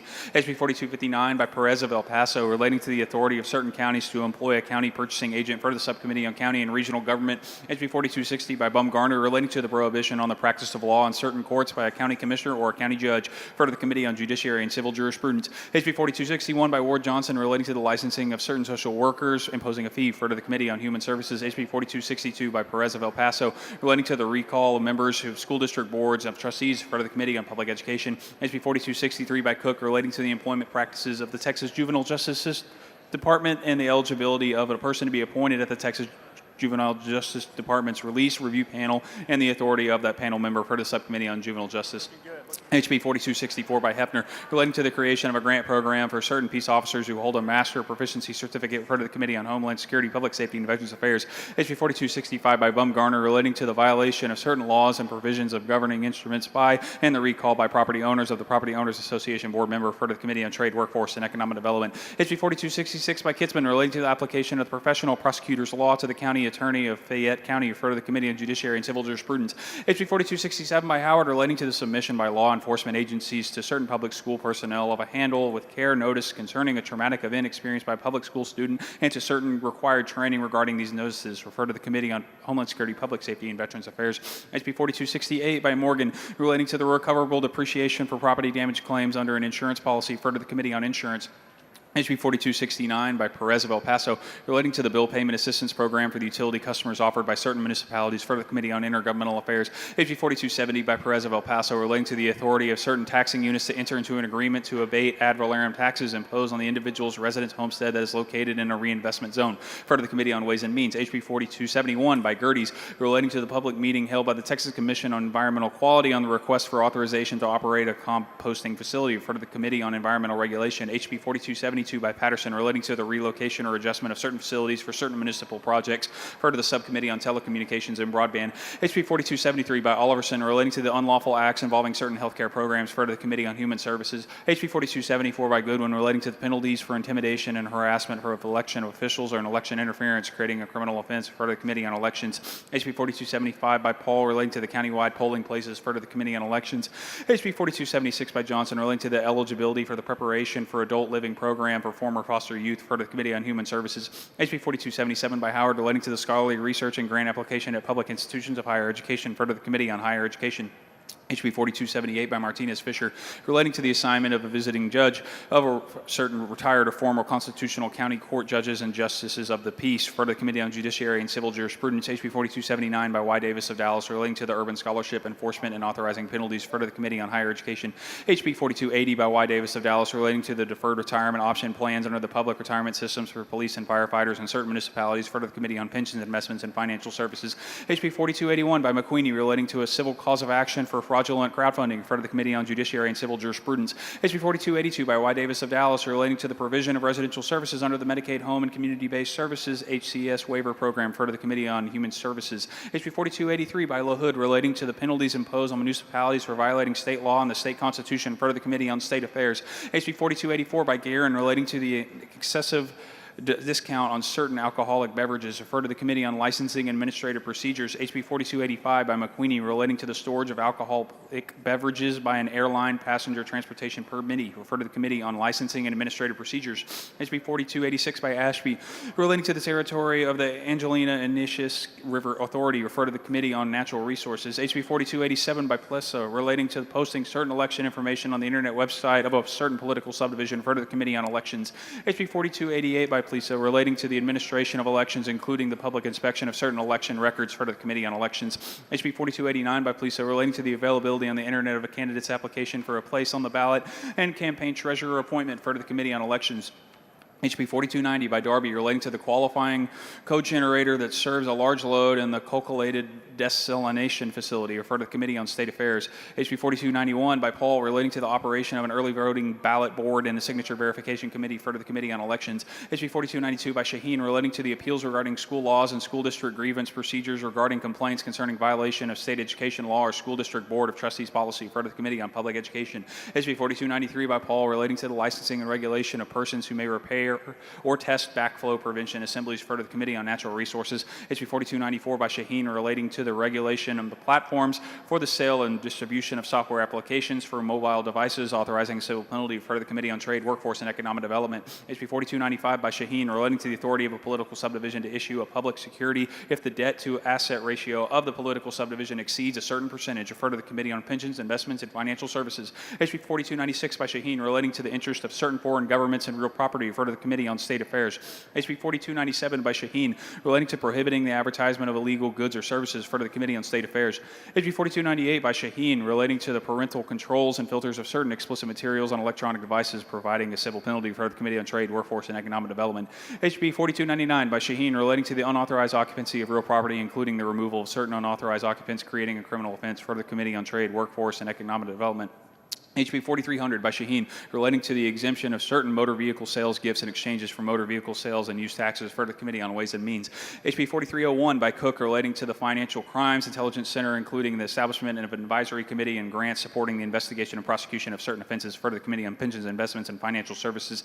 HB 4302 by Metcalf, relating to the recovery of vegetation management costs by electric utilities, for the Committee on State Affairs. HB 4303 by Howard, relating to the establishment of the first Texas First Generation Matching Grant Program for certain students at public institutions of higher education, for the Committee on Higher Education. HB 4304 by Vo, relating to the licensing of certain persons by the Texas Commission of Law Enforcement and the hiring of those persons by political subdivisions, for the Committee on Homeland Security, Public Safety, and Veterans Affairs. HB 4305 by Gates, relating to the disclosure of rent and certain fees and charges by a landlord, for the Committee on Trade, Workforce, and Economic Development.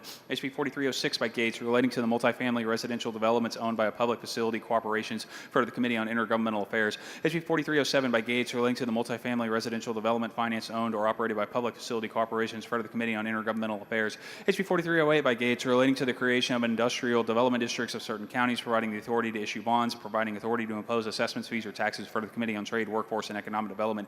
HB 4309 by Busey, relating to the filing fee for nomination by convention, refer to the Committee on Elections. HB 4310 by Vasut, relating to the special right to access under the public information law for a member of a governing board, for the Committee on Delivery of Government Efficiency. HB 4311 by Toth, relating to the required reintegration therapy coursework and training for certain mental health professionals, for the Committee on State Affairs. HB 4312 by Paul, relating to a prohibition on making the campaign contribution by a person who is not a United States citizen, for the Committee on State Affairs. HB 4313 by Bella Montgomery, relating to the authority of a political subdivision to impose a fee or to fund a climate or environmental project, for the Committee on Intergovernmental Affairs. HB 4314 by Bella Montgomery, relating to prohibiting certain preferences in a political subdivision contractor selection process, for the Committee on Intergovernmental Affairs. HB 4315 by Johnson, relating to the prosecution of the offense of sexual assault, for the Committee on Criminal Jurisprudence. HB 4316 by Bella Montgomery, relating to the authority of a county or municipality to prohibit or restrict the use of certain mode of transportation on a roadway, for the Committee on Transportation.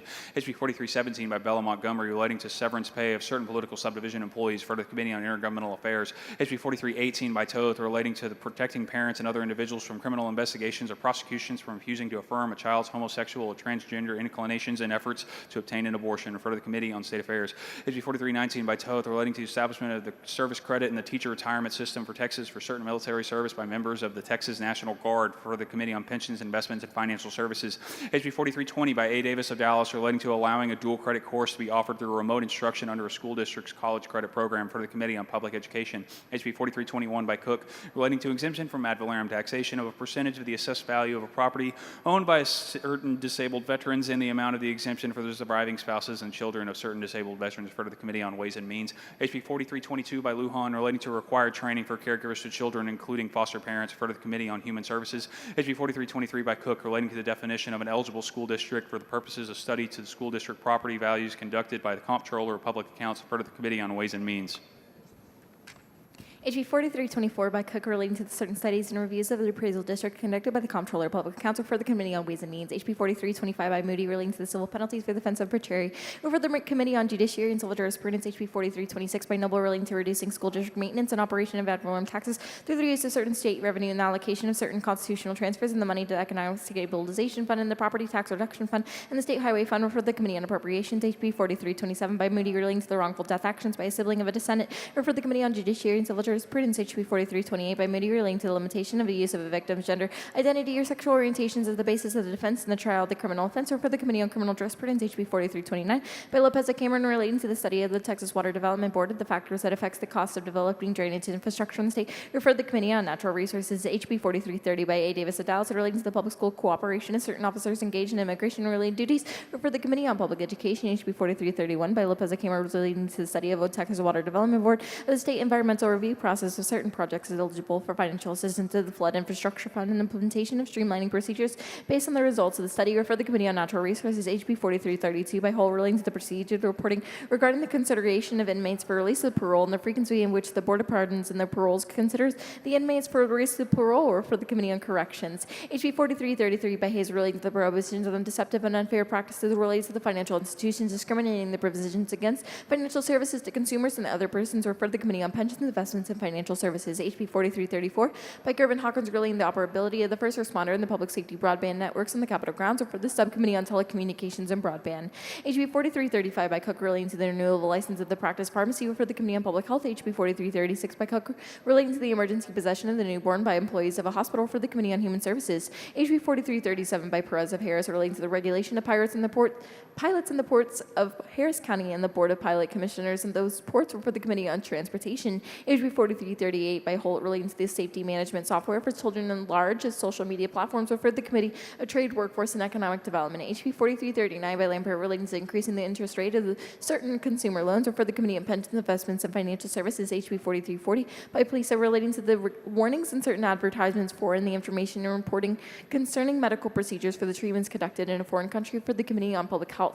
HB 4341 by McLaughlin relating to critical infrastructure facility emergency responses maps and critical infrastructure emergency response maps grant program, or for the Committee on State Affairs. HB 4342 by Cook relating to admissibility of certain hearsay statements in the prosecution of certain sexual assaults of offensive committed by against a child or a person with a disability, or for the Committee on Criminal Jurisprudence. HB 4343 by PLISA relating to the restriction of political expenditures made during or following a legislative session and creating criminal offense, or for the Committee on State Affairs. HB 4344 by Hernandez relating to access and use of criminal record information for the Public Utility Commission of Texas, for the Committee on State Affairs. HB 4345 by A. Davis Sedals relating to exemption from certain requirements regarding diversity, equity, inclusion initiatives for certain activities for veterans or persons with disability provided by public institutions of higher education, reporting regarding those activities, or for the Committee on Higher Education.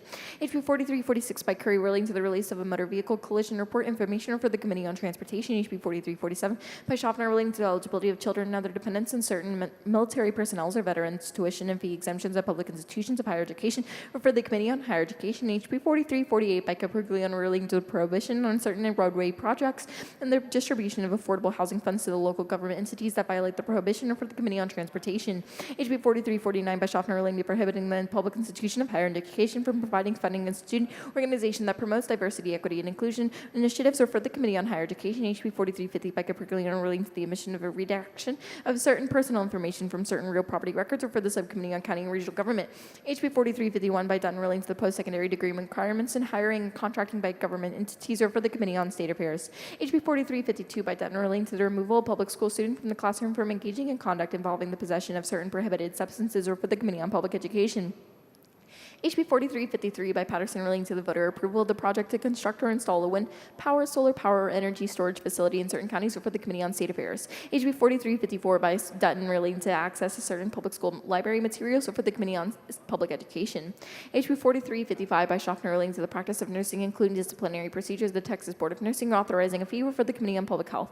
HB 4356 by Toth relating to the restriction covenants prohibiting the display of signing containing a political message for the Committee of Trade, Workforce, and Economic Development. HB 4357 by Schaffner relating to requiring a search warrant to obtain certain purchase information and criminal action for the Committee on Criminal Jurisprudence. HB 4358 by Schaffner relating to the over-counter sale or provision of oral contraceptions for the Committee on Public Health. HB 4359 by Caperleon relating to the review of school district by the Sunset Advisory Commission for the Committee of Delivery of Government Efficiency. HB 4360 by Bunny relating to the exemption of tangible personal property from ad valorem taxation, making conforming changes for the Committee on Ways and Means. HB 4361 by Ward Johnson relating to establishing procedures regarding the timely issuance of emergency notifications of public institutions of higher education or for the Committee on Higher Education. HB 4362 by Money relating to the diagnosis, maintenance, and repair of electronics enabled implements of agriculture for the Committee of Trade, Workforce, and Economic Development.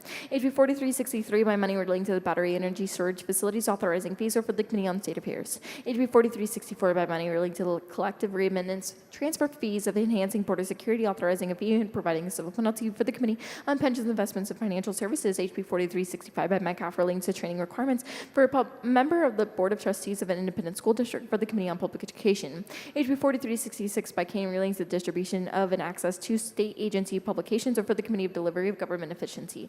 HB 4367 by Turner relating to the use of load management program to meet an electric utility energy's efficiency goal for the Committee on State Affairs. HB 4368 by Paul relating to the requirements, identification, number, inspections, and evidence of ownership for certain vehicles or for the Committee on Transportation. HB 4369 by A. Davis of Dallas relating to the age in which a child may express a preference for the court in issues regarding residence and conservatorship in a suit affecting the parent-child relationship or for the Subcommittee on Family and Fiduciary Relationships.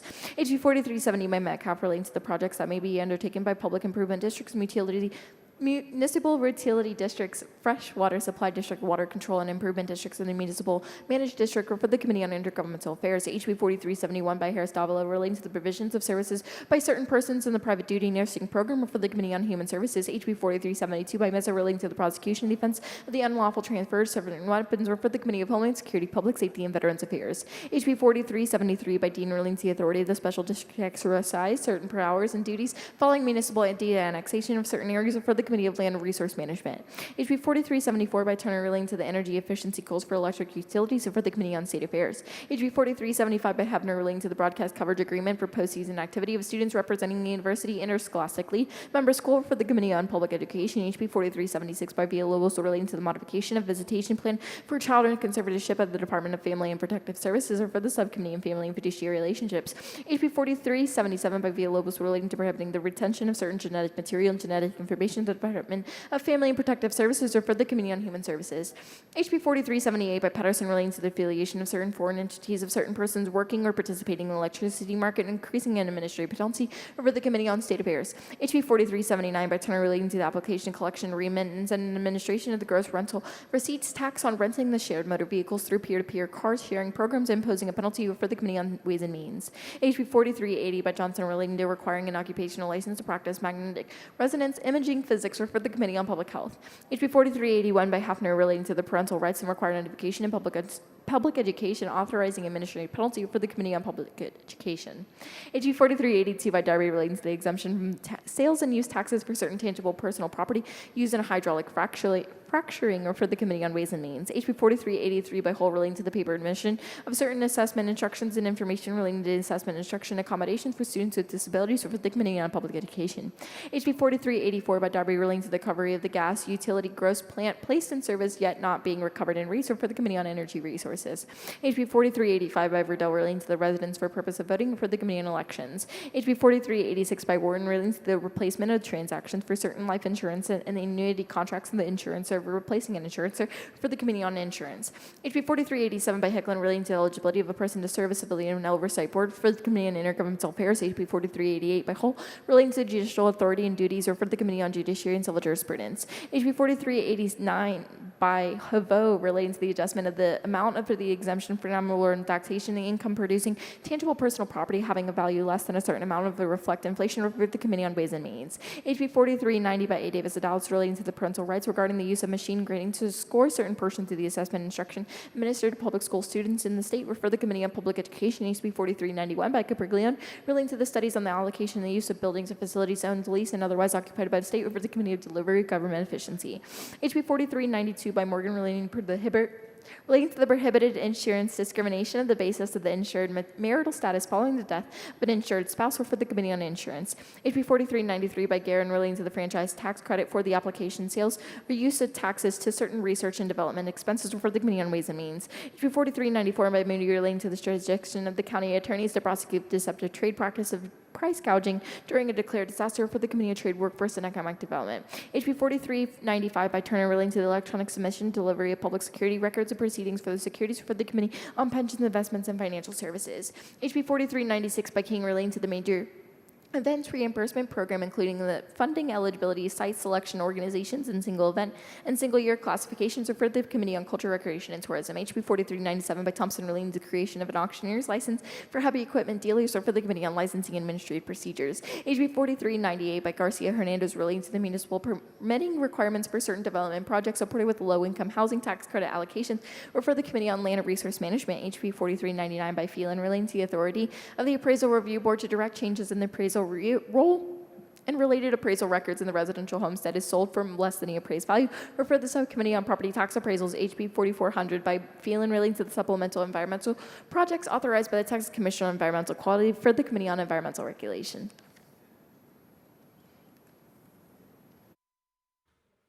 Pursuant to a motion previously adopted, the House stands adjourned until 10 a.m. Wednesday.